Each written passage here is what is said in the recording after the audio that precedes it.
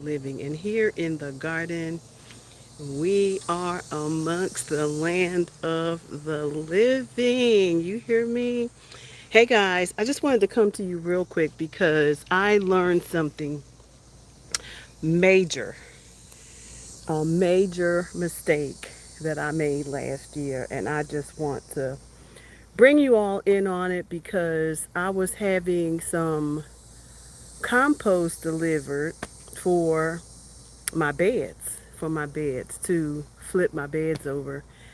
And I learned something today that solved the puzzle, solved the puzzle of what happened last year. I was super, super concerned about what was happening in my bags. Like my food wasn't really growing inside of the bags the way that they should have. And here's the reason why. Y'all, I bought hot compost, like hot compost, like compost, 100% compost. You can't plant in 100% compost, y'all. Huge mistake I made, and I learned that from the dealer who delivered the compost because I had compost in bags. Some of my peppers, they didn't really grow all that well. Um, but now, of course, the bags are doing well because I have amended the soil. They've been around in these bags for, I took all of the soil out and re-amended. Like I didn't add anything to the bags. I poured the bags out into the barrel and I remixed the soil in. I actually, that was so smart of me. I literally took soil that I purchased from the store and I mixed it and blended it with what was already in the bags. And I am so forever grateful that I did that because there was 100% compost in those bags. Crazy. Y'all, that was wild. So, at any rate, I am so grateful to learn that lesson that you cannot plant in 100% compost because it's hot. And my compost last year that I had brought in, I want to say in April or February, probably earlier than that. Maybe around February, I had that compost brought in, and it was 100% compost, and it was hot, right? I didn't know that. I literally did not know that. I thought it was just compost. I could put it in the bag, I could plant right in it. And baby, you cannot. Hello, welcome to my live. And so I am forever grateful for asking the question because really, if you get compost from a dealer, you should get it mixed. You should not get it complete 100% compost. Now, what I'm doing with the compost is I am mixing it in the beds. So, and I have a tiller. So I'm not. These are not raised beds. These are tilled beds that have a frame around them. So essentially, what's going to happen is I'm going to be building the beds up, right? But mixing it in with the soil that's already in the beds, which is going to be good for me, which will be really good for the beds. It'll amend the beds with the compost, but it'll also because I till, I mix. I'm gonna mix it in with my tiller so that my beds won't be affected. My food won't be affected by the hot compost. So that was a real lesson learned. Like, you cannot. I did not know that. Like, but you live and you learn. I've only been like really strongly 5 years, like 1,000% into growing my own food and you know, building out the land. So I would say that you could use it in flower beds, but I wouldn't even You could top mulch. You could top with it. I would top with it so that it seeps into the soil, right? But because I noticed that when what we did use it for, which was the front beds. Now the front beds grew very nicely because we only used it as top. We only put it on the top. The plants were already there because it was a lavender bed. So the plants were already there. We didn't do anything new to it. We didn't put any new plants in it. So for those beds up front, they are probably very rich in good soil because we amended the beds just by adding that top component to the bed.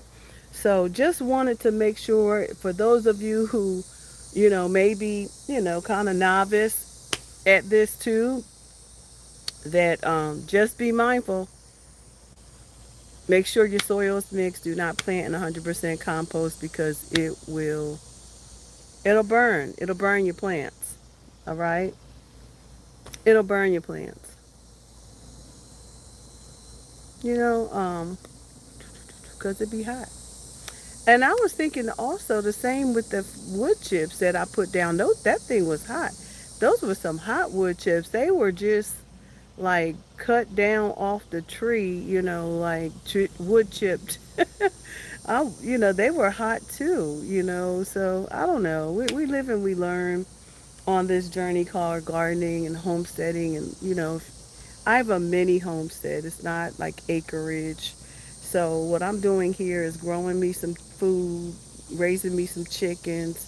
About to experiment a little bit with some quail, maybe a duck or two. I don't know, but the big thing is orchard food, plants, cottage, all those things. But that was really puzzling me why the bags were having a hard time growing, and it was because I did not mix the I did not mix the compost with soil, regular soil.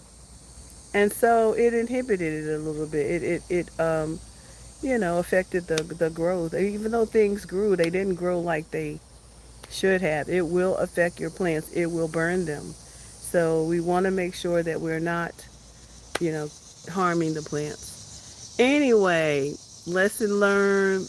I bought a lot of soil anyway from different places because I will use a little bit of this and a little bit of that. But I just had a fresh pile brought in, a fresh pile of compost. And if you want to see what it looks like, y'all, this time I had it brought straight into the yard so I don't have to be up all night watching my compost pile, thinking somebody coming in to get it.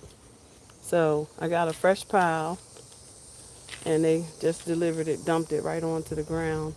So we got some fresh compost to deal with. So I'm about to put those in the beds, amend the beds so that our collards and that our greens grow in really rich soil, okay? And remember, you can grow. You can grow, and anyone can start here.